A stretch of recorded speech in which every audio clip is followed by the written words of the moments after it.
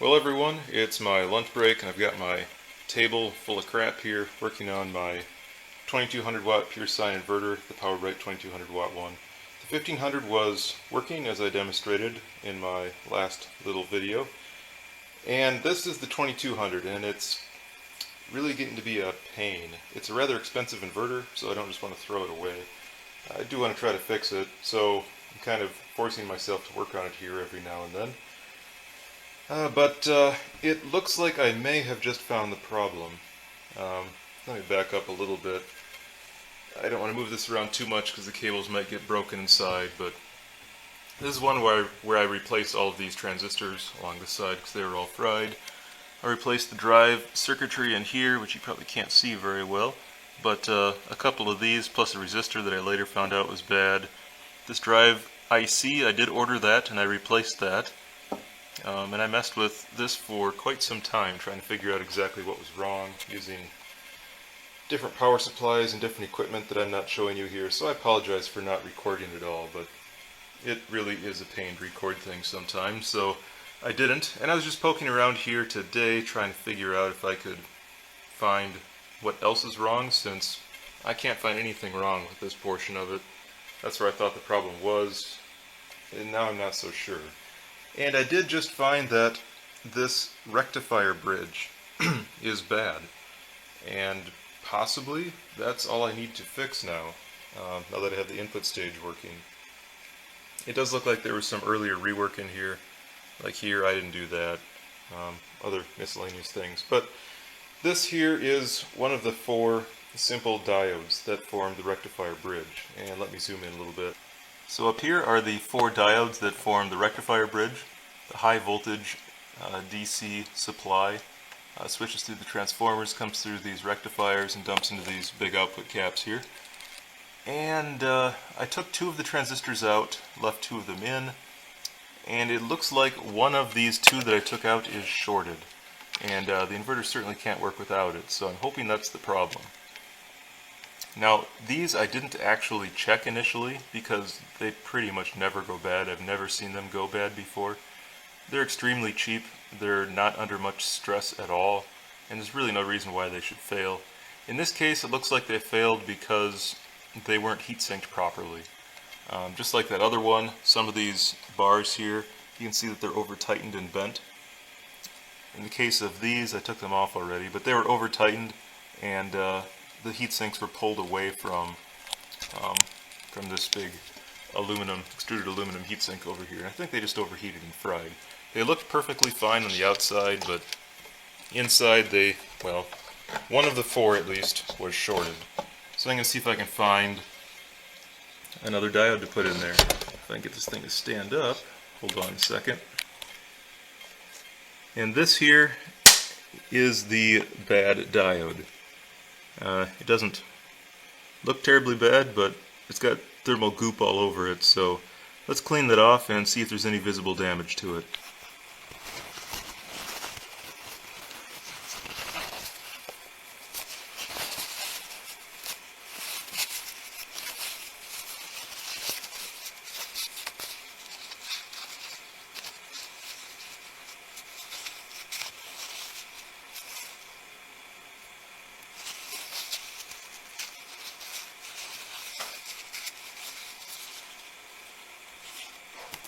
Well, I am not seeing any damage to it. It may not look it on camera, but there's pretty good lighting here, and it looks absolutely perfect as far as I can tell. Not even any hairline cracks in the case.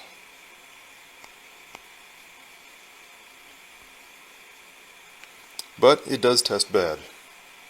So I'm going to see if I can find another one of these, put it in there, reassemble all of the input drive circuitry, which I currently have disassembled, and see if I can get this thing working again. Anyway, it is my lunch break. I'm going to quit here and go back to work, but I'll continue this later, and through the magic of editing, it will probably be right after this. I'm back, and this is a top view of the board. This is a bridge rectifier. There's 2 diodes over here, 2 over here, and these 2 are tested good. I just pried them away to inspect them. Over here, 1 was good and 1 was bad. My intention was just to replace the pair of diodes with new ones. However, I looked and looked and looked and looked, and I could not find any diodes. So, yeah, I don't have diodes. Unbelievable. But I did find something that should work. So, one of the two diodes over there is still good. I'll just reuse that. It happens to be a 30 amp 600 volt diode. It's actually a pretty nice one. So they used quality parts in this one, not some no-name brand. And this is what I found to put in there. It is not at all the right size. This is a TO247, I believe, part, rather than a TO220. And it is also a 3-lead device instead of a 2-lead. This one has two diodes in one package. It is 30 amps and 600 volts, just like the one I took out, and it'll work just fine. So I'm going to have to be a little bit creative in how to stick this massive thing onto the circuit board. I think I'll just end up using one of the two diodes inside the package. But I'll look at the spec sheet a little closer, make sure that that works out, and see what I do to fit this thing in there. And there is my fix. The three original transistors and the big one over here. And if you can see that on the bottom, I actually took the lead on the left side and bent that all the way around to the right. This package does contain two diodes. I only need one, but I like free things, so this second diode is free. I decided to use it. Both diodes are now in parallel. Parallel diodes don't share current very well, but it still carries more current than just one, so I'll give it a go. So there it is. I'll have to add some heatsink compound, put all of the heatsink braces back on this stuff. Over here I have a transistor I need to put back on. There should be two. Put that all back together and give it a test. And hopefully now I have found all the problems, and hopefully now it will work. One note over here on this capacitor that was just missing. I don't know where it went. This one just connects up to ground, so it isn't that important. It'll run fine without it. I'll get back to you and let you know if it works.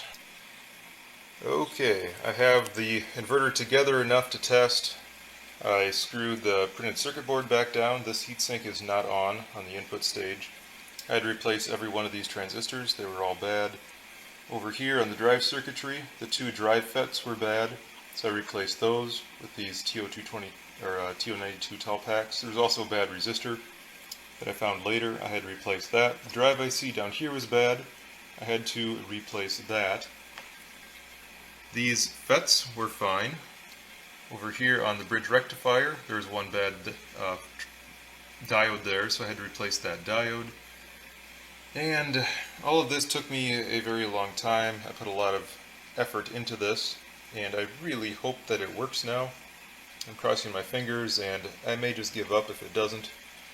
It's one of those things where I've put enough work into this that I'm sick of working on it, and after investing this much time into it, it really makes you not want to give up because you have so much invested into it.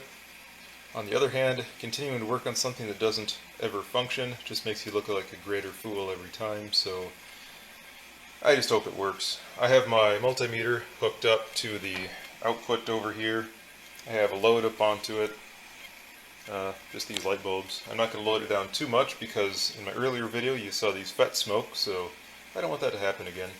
On the input, I have a current meter. I'm running it through a 10 amp circuit breaker through these little alligator leads, which aren't adequate, but I'm just going to run a 40 watt light bulb, so that's 5 amps or so. And my power supply is this over here, not a battery. That way it's current limited. This can only do 45 amps. So, let's flip the switch on and see what happens.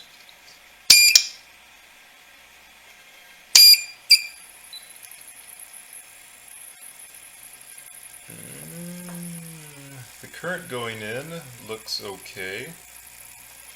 117 volts looks good. It is a sine wave. And I'm just going to turn on this 40 watt light.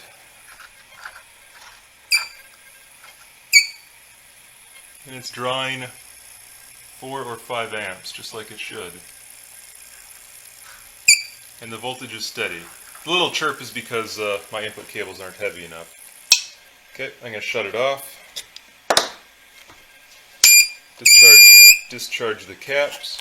And now just check and see if anything got warm during that time.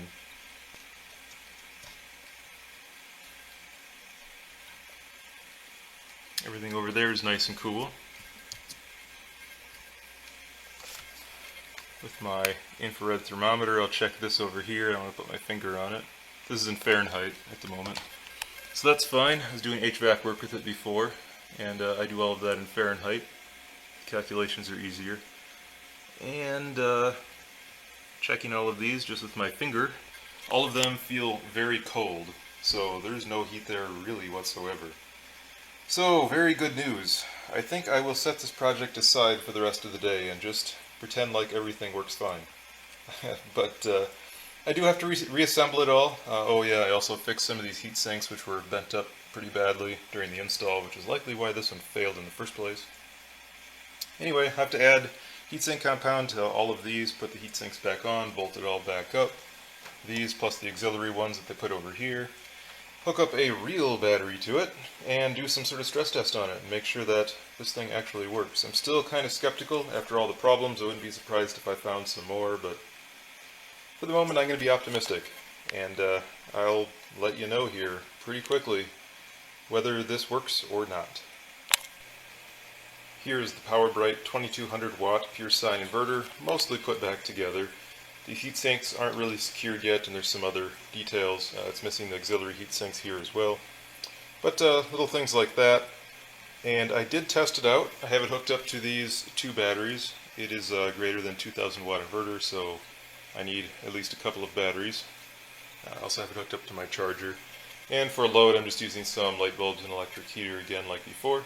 But it does seem to function at least.